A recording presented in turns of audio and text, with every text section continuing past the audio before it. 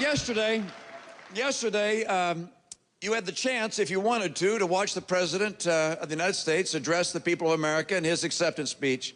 And I read that this morning. You haven't perhaps got a chance to do that, but if you did, perhaps like me, you found it extraordinarily disappointing, surprisingly disappointed, because his speech 4 years ago, he laid out a whole series of lofty goals, and unfortunately, he was unable to meet them. As a matter of fact, I can think of very few of the promises he made 4 years ago that he's kept. He said he'd raise incomes for people. In fact, they've gone down by $5,000 a family. He said he'd create more new businesses. People who wanted to start a business would be encouraged to do so, but in fact, we're at a 30-year low in new business startups. He was going to get people back to work. You remember with his stimulus plan? The stimulus said that if we let him borrow $787 billion, he would hold unemployment below 8%. It's been 43 straight months above 8%. There are today 23 million Americans that are out of work or stopped looking for work or underemployed. It's a national tragedy. He also said he'd cut the deficit in half. He doubled it. One promise he kept, though. He said if his energy policies got put in place, the cost of energy would skyrocket, and that's happened. This is time for a new president with a different vision for America.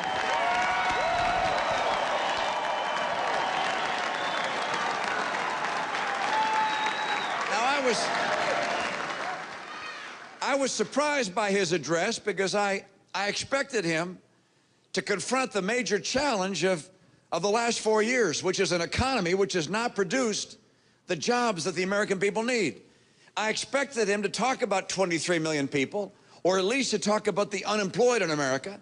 I expected him to talk about the number of families having a hard time making ends meet, the number of middle-income families who've seen the cost of health insurance go up, cost of food go up, cost of gasoline go up, even as our incomes have gone down. I expected him to talk about those things, but he did not.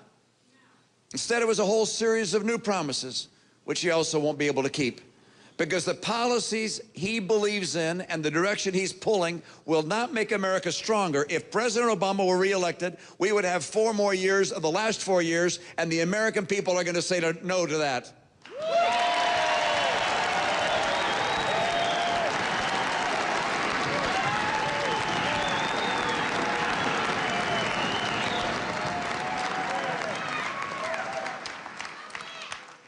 Now, there's something else that you've watched in the president's campaign over the past several months, and that is an increasingly divisive and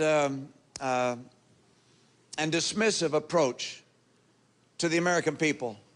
It's been a campaign of pitting one American against another, and it's so contrary to our national history and our national spirit. The story of America has been one of the many becoming one. The story of America is a united people coming to build the strongest economy in the history of the world. The story of America has a united people that has confronted unspeakable darkness and stopped it from spreading across the earth in the Second World War, and fighting it again time and again when evil rears its head around the world. As Lech Walesa indicated, America's leadership has been needed and is needed today. That's been the story of America, people coming together. And one thing I can assure you is that if I'm president of the United States, I will stop this divisiveness, and I will do everything in my power to unite the American people.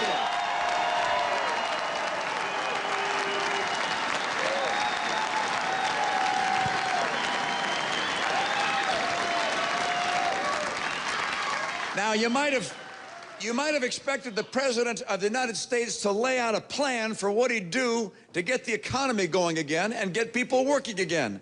And he didn't do that last night. Again, that was surprising to me. I laid out the things I'm going to do to get this economy going, and let me tell you what they are. One by one, 5 things. You've heard me talk about them before. I want to talk about them some more, because I want you to know I'm not just talking about 12 million new jobs. I know how to get the private sector to create 12 million new jobs. I know what it's going to take to do that.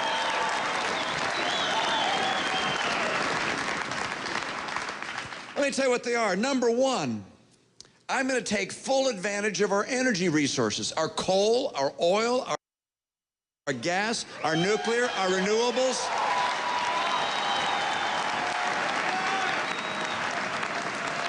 And by doing that, we become energy independent. North America does by 2020. Now, you might think, well, how do you get there? Let me tell you some of the things you do. One, you take full advantage of what's known as tight oil. That's oil that's in tight formations, and they pump in fluid to push it out, get more oil out. It also means taking advantage of that pipeline from Canada, getting land and in federal waters in half. I will double the number of licenses and permits so we get more oil and energy. And natural gas is our big ace in the hole. We got a lot of natural gas. That natural gas being brought to our transportation hubs, that natural gas being brought to places where now they don't have it, particularly in the manufacturing sector, is going to bring jobs back to America. So number one for me is taking advantage of our energy resources, and that will put millions of Americans back to work. Number two,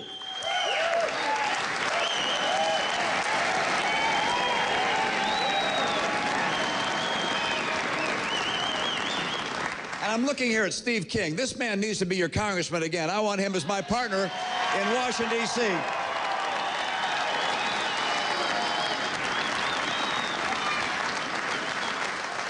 Number two, I want to make sure that our workers have the skills for the jobs of today and that you young people have the skills you need for the jobs of tomorrow.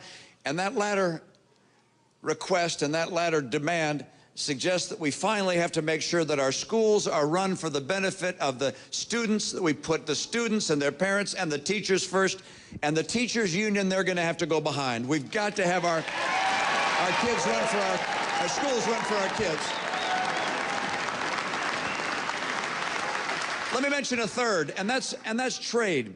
The third thing I'm going to do is really take advantage of trade opportunities. You see, America is the most productive nation on the planet of the major economic powers. That means we make more stuff per person than any other nation. And because we make more stuff per person, we're the most productive, and therefore it's good for us to trade with other nations. As we do, we'll create more jobs. You know that here in Iowa. You ship products, whether agricultural or manufactured or services, around the world. It creates jobs here in Iowa to trade. And this president is the first since Roosevelt, FDR, not to seek and receive trade promotion authority, to be able to work out new trade deals with other nations. I'm going to fight for the capacity to create new trade opportunities. And because I spent my life in the private sector, 25 years, I understand what kind of deals are good for America and which aren't. So I'm going to make trade work for America. And by the way, if nations we trade with decide to take advantage of us unfairly and cheat, there'll be consequences. I will finally do what needs to be done to make sure China doesn't cheat and take our jobs.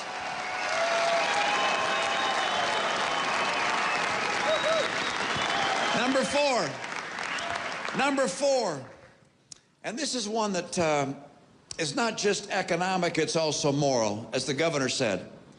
And that is, it is simply wrong for us, morally wrong for us, to continue to spend massively more than we take in year and year out, knowing that my generation will never pay that back. It's all going to be passed on to your generation. We are killing the American dream for our children. It's wrong. It will stop if I'm president of the United States.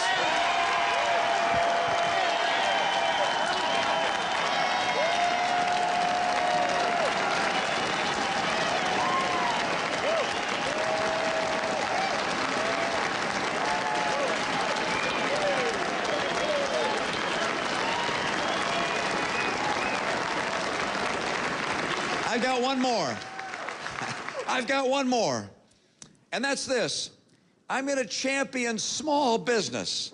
You see, I happen to understand how it is that small businesses get going and how it is they grow. As I was driving into Orange City, I saw a Staples distribution facility there. A big sign said Staples. I hope you saw that. As you know, I was one of those that helped finance the very first Staples store. I remember going to the store the night before it opened and talking to the various folks that were putting various products on the shelf. We wondered what would happen. Would people come to our store or not? And I remember talking to one of the founders, and I said, what do we do if no one comes? He said, that's easy. Lower prices and advertise more. And I said, well, what happens if they still don't come? He said, that's easy. Lower prices some more and advertise some more. And so that little one store in a place called Brighton, Massachusetts has now grown to be hundreds, thousands of stores worldwide with distribution centers here and all over the country. It's a remarkable story. It's the story of America, how individuals pursuing their dreams, in fact, built it themselves. And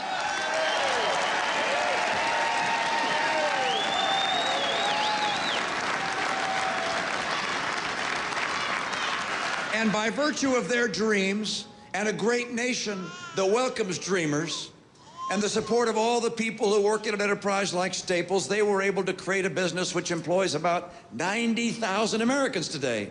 So I know that to get Americans back to work and to create the 12 million jobs I'm dedicated to creating, I have to create the conditions and the environment that encourages entrepreneurs and innovators and small business people to start businesses and to grow them. And for that to happen, there are a couple of things I got to do. One, I want them to know that if they're successful, if they're one of the very few of the startups that actually makes it, that they'll be able to keep a good deal of their own profits, their own earnings, and be able to plow it into the business to grow. Because if you raise taxes on small business, a lot of them won't even start, and those that do won't be able to grow. So for me, holding down taxes on small business is essential. And number two, I want regulators to know their job, yes, is to catch the bad guys. There'll always be bad guys out there. You got to catch them. But you also have to recognize that your job is to encourage the good guys. Regulators and regulations have to encourage small business, make it easier to grow, get behind our enterprises. Mitt Romney out of Orange City, Iowa. Bad news for the